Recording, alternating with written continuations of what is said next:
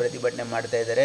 ಇವರಿಗೆ ಮೊದಲು ಅಲ್ಲಿ ಹೋಗಿ ದಿಲ್ಲಿಯಲ್ಲಿ ಪ್ರೊಟೆಸ್ಟ್ ಮಾಡೋಕ್ಕೆ ಹೇಳಿ, ಮೋದಿ ಕಚೇರಿ ಮುಂದೆ ಪ್ರೊಟೆಸ್ಟ್ ಮಾಡೋಕ್ಕೆ ಹೇಳಿ ಇವರಿಗೆ.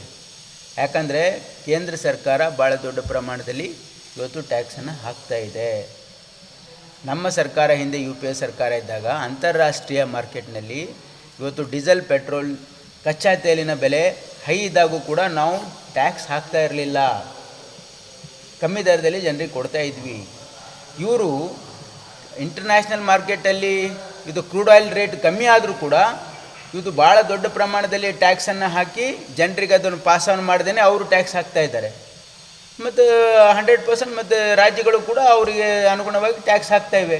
ಈಗ ನೀವು ಫಾರ್ ಎಕ್ಸಾಂಪಲ್ ನಿಮ್ಗೆ ಹೇಳ್ತೀನಿ, ತೆಲಂಗಾಣ ನೀವು ಎಲ್ಲ ರಾಜ್ಯಗಳಿಗೆ ಹೋಲಿಸಿದರೆ ದಕ್ಷಿಣ ಕರ್ನಾಟಕದಲ್ಲಿ ನಮ್ಮ ಕರ್ನಾಟಕ ನಾವು ಇದು ಬೆಲೆ ಏರಿಕೆ ಆದಮೇಲೂ ಕೂಡ ನಮ್ಮದು ಚೀಪೆಸ್ಟ್ ಇದೆ ಡೀಸೆಲ್, ಪೆಟ್ರೋಲ್. ನೀವು ಬೇಕಿದ್ರೆ ಅನಲೈಸ್ ನೋಡಿ. ಗ್ಯಾರಂಟಿ ನೋಡಿ, ಸಾಮಾನ್ಯ ಜನರ ಮೇಲೆ ಹೊರೆ ಬೀಳ್ತಾ ಇಲ್ಲ. ಇದು ಏನಾಗಿದೆ ಅಂತಂದರೆ ಬೇರೆ ರಾಜ್ಯಕ್ಕೆ ಹೋಲಿಸಿದರೆ ನಮ್ಮ ರಾಜ್ಯದ ಇವತ್ತು ರೇಟು ಭಾಳ ಕಮ್ಮಿ ಇದೆ, ಜಾಸ್ತಿ ಇಲ್ಲ, ಕಮ್ಮಿ ಇದೆ. ಹಾಗಾಗಿ ಬೇರೆ ರಾಜ್ಯಕ್ಕೂ ನಾವು ಇನ್ನೂ ಲೆವೆಲಾಗಿ ಬಂದಿಲ್ಲ, ಇನ್ನೂ ಅವ್ರ ನಂಬಿಕೆನ ಜಾಸ್ತಿನೇ ಇದೆ. ಆದರೂ ಕೂಡ ನಾವು ಜಾಸ್ತಿ ಹೊರೆ ಆಗಬಾರ್ದು ಅಂಥೇಳಿ ಈ ರೀತಿ ಡಿಸಿಷನ್ ತೊಗೊಂಡಿದೆ.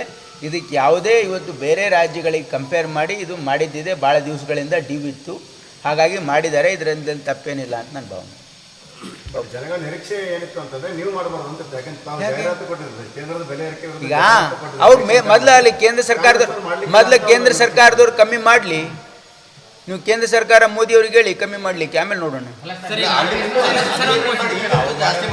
ಯಾರು ಮೊದಲಿಂದಲೇ ಅಲ್ಲ, ಅವರು ಮಾಡಿದ್ದಾರೆ ಅಂತಂದರೆ ಯಾವ ಪ್ರಮಾಣದಲ್ಲಿ ಮಾಡಿದ್ದಾರೆ ಅಂದರೆ ಭಾಳ ದೊಡ್ಡ ಪ್ರಮಾಣದಲ್ಲಿ ಮಾಡಿದ್ದಾರೆ. ಅವರು ಬೇರೆ ರಾಜ್ಯಗಳಿಗೆ ಹೋಲಿಸಿದ್ರೆ ನಮ್ಮ ರಾಜ್ಯ ಭಾಳ ಕಮ್ಮಿ ಇದೆ. ಹಾಗಾಗಿ ನಮ್ಗಿನ ಬೇರೆ ರಾಜ್ಯಕ್ಕಿಂತ 7 ರೂಪೀಸ್ ಜಾಸ್ತಿ ಇದೆ. ನೀವು ಕೇಂದ್ರ ಸರ್ಕಾರದ ವಿರುದ್ಧ ನಾವು ಸಾಕಷ್ಟು ಪ್ರತಿಭಟನೆ ಮಾಡಿ ಆಗಿದೆ, ನೋಡಿದ್ದೀರಲ್ಲ. ಸಾಕಷ್ಟು ಅವ್ರಿಗೆ they are thick skin people. ಅವ್ರಿಗೆ ಜನರ ಬಗ್ಗೆ ಕಾಳಜಿ ಇಲ್ಲ, ಅವ್ರಿಗೆ ಯಾವುದು ಕೂಡ ಅದ್ರ ಬಗ್ಗೆ ಇದು ಇಲ್ಲ. ಕೇಂದ್ರ ಸರ್ಕಾರಕ್ಕೆ ಕೇಳಬೇಕು, ಅವ್ರಿಗೇನು ಪ್ರೊಟೆಸ್ಟ್ ಮಾಡ್ತಾ ಇದೆಲ್ಲ ಮೋದಿ ಆಫೀಸ್ ಮುಂದೆ ಹೋಗಿ ಮಾಡಕ್ಕೆ ಹೇಳಿ ಅವ್ರಿಗೆ. ಬೆಂಗಳೂರಿನಿಂದ ಮಂಗಳೂರುವರೆಗೆ, ಬೀದರ್ನಿಂದ ಚಾಮರಾಜನಗರದವರೆಗೆ ನಿಮ್ಮ ಸುದ್ದಿ ನಿಮ್ಮದೇ ಭಾಷೆಯಲ್ಲಿ. ಕರ್ನಾಟಕ ತಕ್.